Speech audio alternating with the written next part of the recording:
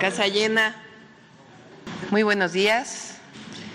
El día de hoy, primera mañanera del pueblo, en el segundo piso de la Cuarta Transformación, lo vamos a dedicar al 2 de octubre.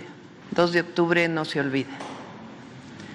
Hace 56 años, en la plaza de Tlatelolco, después de un movimiento estudiantil que lo que pedía era libertad, democracia, libertad de los presos políticos, fue perpetrada una de las mayores atrocidades que se vivió en México en la segunda mitad del siglo XX. Fue ordenado por el entonces presidente de la República, Díaz Ordaz, comandante en jefe de las Fuerzas Armadas, la represión contra estudiantes que en libertad y pidiendo diálogo público que había sido ofrecido, fueron asesinados, encarcelados. Entonces, el día de hoy vamos a presentar un video primero. Gracias.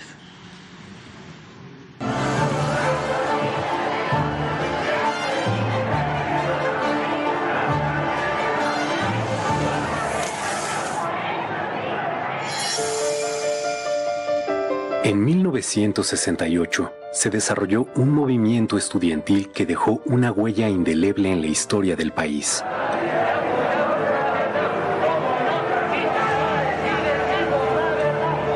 Lo que comenzó como una protesta juvenil contra los abusos de la policía capitalina se convirtió en la rebelión de una generación contra el autoritarismo del régimen.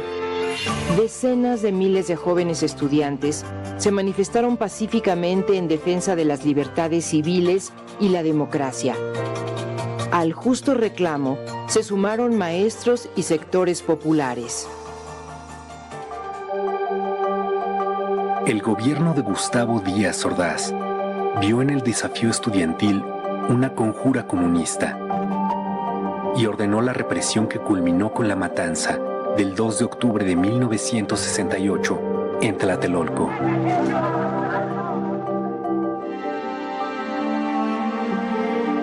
Luego de la primera manifestación masiva, el presidente Díaz Ordaz ordenó el 30 de julio la intervención del ejército.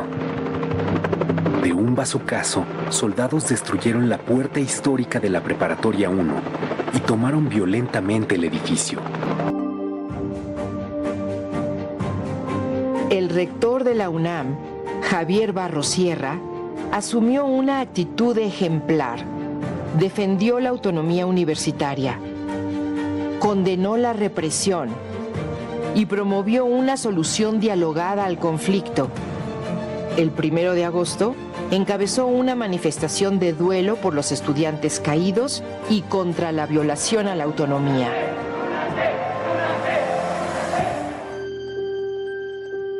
En los primeros días de agosto, los estudiantes formaron el Consejo Nacional de Huelga, con representantes de escuelas de la UNAM y el IPN. El CNH dio a conocer el pliego petitorio del movimiento. Libertad a los presos políticos. Derogación del delito de disolución social del Código Penal. Indemnización para los familiares de muertos y heridos. Desaparición del cuerpo de granaderos y destitución del jefe de la policía. Las brigadas se multiplicaron por calles, mercados, jardines, plazas públicas y generaron una enorme simpatía entre la población. A la manifestación del 13 de agosto asistieron más de 150,000 personas. Los estudiantes demandaron diálogo público. El gobierno aceptó, pero nunca cumplió. El 27 de agosto, más de 500,000 personas marcharon al Zócalo. El 1 de septiembre, con el aval del Congreso, el presidente Díaz Ordaz anunció que tomaría medidas para imponer el orden. En respuesta, los estudiantes realizaron una marcha del silencio.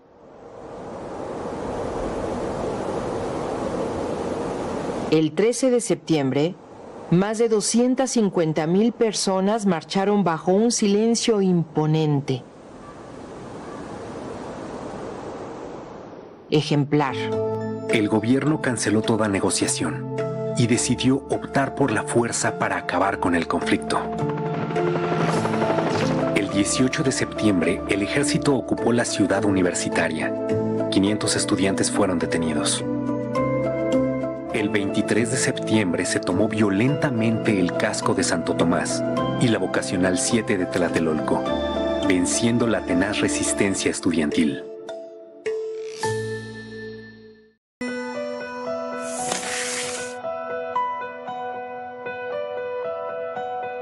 A 10 días de la inauguración de las Olimpiadas en México, el 2 de octubre, miles de personas asistieron a un mitin pacífico en la Plaza de las Tres Culturas en Tlatelolco. Por la mañana, representantes estudiantiles se reunieron con una comisión del gobierno. Se esperaba el inicio de una solución negociada.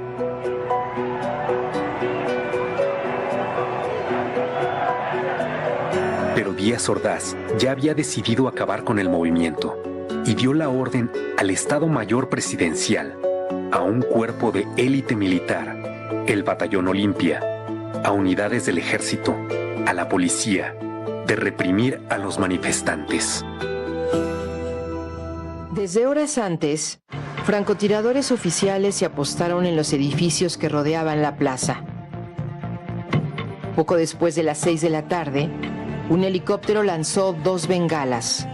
Fue la señal para que las tropas avanzaran sobre la plaza a bayoneta calada.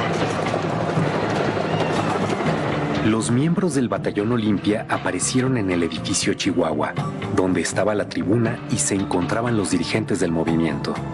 El objetivo declarado era detenerlos. Sin embargo, otro grupo del Batallón Olimpia disparó desde las alturas contra sus propios compañeros, contra los militares y civiles que ocupaban la plaza.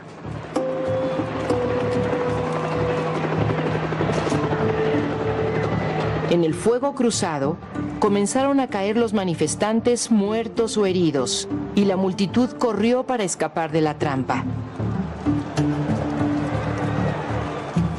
Fue una sangrienta masacre en la que murieron estudiantes y población civil, incluidos niños que asistieron al mitin. La versión oficial reconoció 38 civiles muertos, un niño y 4 soldados, y culpó a los estudiantes de provocar la violencia.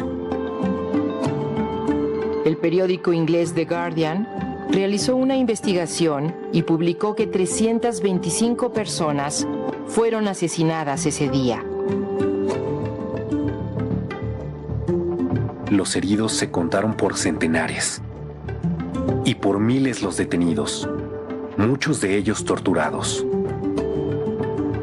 Los líderes del Consejo Nacional de Huelga fueron recluidos en la cárcel de Lecumberri y el Poder Judicial los juzgó como terroristas. El 2 de octubre se cometió un crimen de Estado contra los estudiantes y el presidente Gustavo Díaz Ordaz asumió toda la responsabilidad. Asumo íntegramente la responsabilidad personal, ética, social, jurídica, política e histórica por las decisiones del gobierno en relación con los sucesos del año pasado.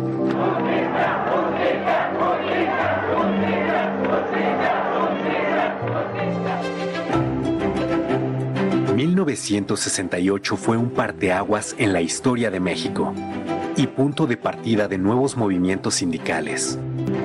El movimiento de 1968 es un triunfo de la memoria colectiva contra el intento institucional de imponer el miedo, el silencio y el olvido. Por todo ello, el movimiento estudiantil de 1968 y el 2 de octubre no se olvidan.